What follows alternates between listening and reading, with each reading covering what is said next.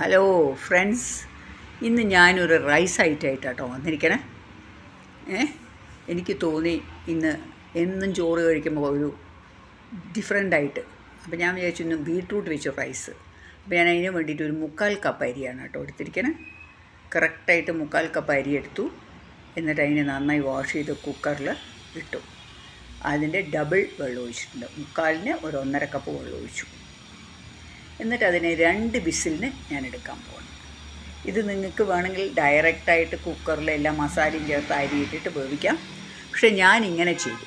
ഇത് ഞാൻ എടുത്തിരിക്കുന്നത് ഒരു നല്ല ഇനം പച്ച അരിയാണ്. ജീരശാലയുടെ അത്ര ഇല്ലെങ്കിലും നല്ല ഇനം കേട്ടോ. എന്നിട്ട് ഇതിപ്പോൾ തുറന്നു നോക്കിയപ്പോൾ അരി നല്ല പാകത്തിന് വെന്തിട്ടുണ്ട്. ഞാനതിൽ വേറെ ഒന്നും ചേർത്തിട്ടില്ല കേട്ടോ. ഞാൻ കൂടുതൽ വേവാണ്ടിരിക്കാൻ വേണ്ടി 2 ഡ്രോപ്പ് നാരങ്ങ നീര് ഒഴിച്ചു. അത് നിങ്ങൾക്ക് കാണിക്കാൻ മറന്നു കേട്ടോ. ചിലപ്പോൾ അത് വല്ലാണ്ട് വേവുമല്ലോ. അപ്പോൾ ഒരു 2-3 ഡ്രോപ്പ് നാരങ്ങ നീര് ചേർത്തു. ഇനി എന്താ ചെയ്യണം കാണിക്കാം. ഇപ്പോൾ ഞാനിങ്ങനെ ഒരു ബീട്രൂട്ട് എടുത്തിട്ടുണ്ട്. ഇനി ഇതിനെ ഞാൻ ഗ്രേറ്റ് ചെയ്തിട്ട് കാണിക്കാം. ഒരു ബീട്രൂട്ട് കേട്ടോ, നല്ല ഒരു ലോങ് ഷേപ്പാണത്. ഇപ്പോൾ ഈ ബീട്രൂട്ടൊക്കെ ഞാൻ ഗ്രേറ്റ് ചെയ്തു കേട്ടോ. ഒരു ബീട്രൂട്ട് ഞാനിങ്ങനെ ഗ്രേറ്റ് ചെയ്തു. ആ ബീട്രൂട്ട് റൈസിന് വേണ്ടിയിട്ടാണത്. അപ്പോൾ ഇനി ഞാനൊരു പാൻ വെച്ചിട്ടുണ്ട്. ഈ പാനിലേക്ക് നിങ്ങൾക്ക് വെളിച്ചെണ്ണ വേണമെങ്കിൽ ഒഴിക്കുക, നെയ്യ് ഒഴിക്കുക. അത് അവരവരുടെ ഇഷ്ടം. ഞാനിപ്പോൾ ഒരു ടേബിൾ സ്പൂൺ നെയ്യ് ഒഴിക്കുന്നുണ്ട് കേട്ടോ. എന്നിട്ട് ഇതൊന്ന് നന്നായി ചൂടായി വരുമ്പോൾ ഇതിലേക്ക്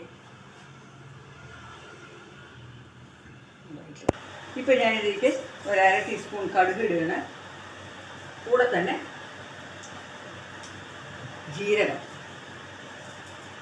കേട്ടോ, ഇത് രണ്ടും ഇട്ടു. കുറച്ച് കറിവേപ്പില,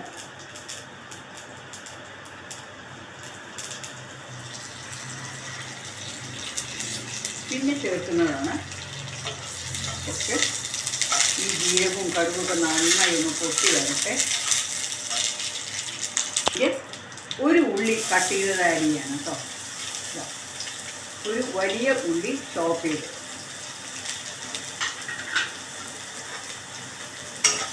ഇതൊന്ന് നന്നായി ചോപ്പായി കൊടുത്തിട്ട്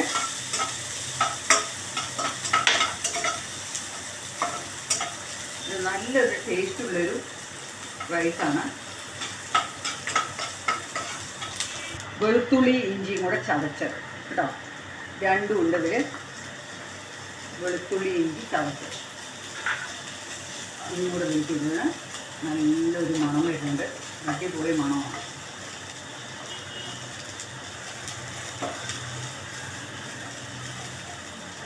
നന്നായി ഒന്ന് സോട്ടാവട്ടെ.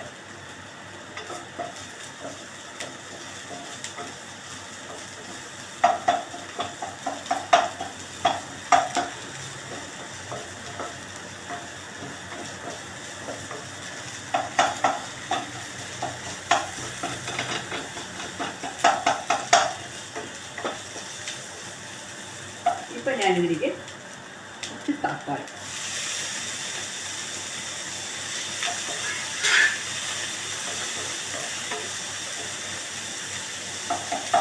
ഈ തക്കാളിയും കൂടി ഇട്ട് നന്നായി ഒന്ന്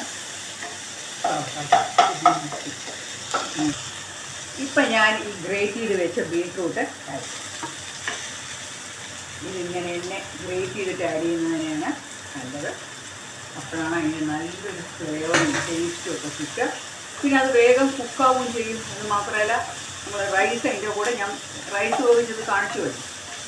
അപ്പോൾ ഇത് നന്നായി ഒന്ന് സോട്ടാവും, നന്നായി ഒന്ന് വെന്ത് വരും. കുറച്ച് മഞ്ഞൾ, 1 ടീസ്പൂൺ ചില്ലി പൗഡർ അവരവരെ എരിവിനനുസരിച്ചുള്ള. അല്ല, എരിവ് തീരെ വേണ്ടെന്നുണ്ടെങ്കിൽ കാശ്മീരി ചില്ലി പൗഡർ ആഡ് ചെയ്യാം കേട്ടോ. ഇനി ഇതിലേക്ക് ഞാൻ ഉപ്പ് ചേർത്ത്, ഉപ്പ് ഞാൻ വളരെ കുറച്ച് നോക്കിയിട്ട് ചേർക്കാം. എന്താ കാരണം വെച്ചാൽ കൂടി പോകാൻ പാടില്ല. അപ്പോൾ കുറച്ച് ചേർത്തിട്ടുണ്ട്. ഇതും കൂടി ചേർത്തിട്ട് നന്നായി. നിങ്ങൾക്ക് ഇതിൻ്റെ കൂടെ ഗരം മസാല അല്ലെങ്കിൽ ചാട്ട് മസാല അല്ലെങ്കിൽ പാവ് ഭാജി മസാല അങ്ങനെ എന്ത് മസാലകൾ വേണമെങ്കിൽ ചേർക്കാം. എനിക്ക് അതിൻ്റെ ഒന്നും ടേസ്റ്റ് ഇഷ്ടമില്ല. എനിക്ക് ഈ സാധാ വെളുത്തുള്ളി, ഇഞ്ചി, ഉള്ളി എല്ലാം കൂടി നല്ല മണം വരുന്നുണ്ട്. എനിക്കതിന് അൺയൂഷ്വലായിട്ടൊരു മണം കൊടുക്കണമെന്നില്ല. ഓഫ്കോഴ്സ് നിങ്ങൾക്ക് ഇത് ചേർക്കാമെന്ന് ഞാൻ പറയാൻ കാരണം എന്താണെന്ന് വെച്ചാൽ ഞാനിപ്പോൾ എനിക്ക് കഴിക്കാൻ ഉണ്ടാക്കുന്നതുകൊണ്ട് നിങ്ങൾക്ക് പാവ് ഭാജി മസാല ചേർക്കാൻ വേണമെങ്കിൽ ഗരം മസാല ചേർത്താൽ അതിൻ്റെ ടേസ്റ്റ് വ്യത്യാസമായിരിക്കും. അപ്പം ഞാനത് ചെയ്യുന്നില്ല. അപ്പോൾ ഇതിങ്ങനെ നന്നായി ഒന്ന് സോട്ടായി വന്ന ശേഷം ഞാൻ എൻ്റെ ചോറ് ഇതിലേക്ക് ചേർക്കാം. കുക്ക് ചെയ്ത റൈസ് ഞാൻ കാണിച്ചു, കുക്ക് ചെയ്യാൻ പോകുമ്പോൾ ഞാൻ കാണിച്ചു എങ്ങനെയാണ്. അപ്പം ഞാനിതിനെല്ലാം ഇതിലേക്ക് ഇട്ടു. ഇത് നല്ല ഒരു അരി ആണ്. ഇപ്പം ഞാനിതിനെ നന്നായി ഒന്നിങ്ങനെ കുക്ക് ചെയ്യും. എല്ലാം കൂടി ഇളക്കി ഞാൻ മാറ്റി.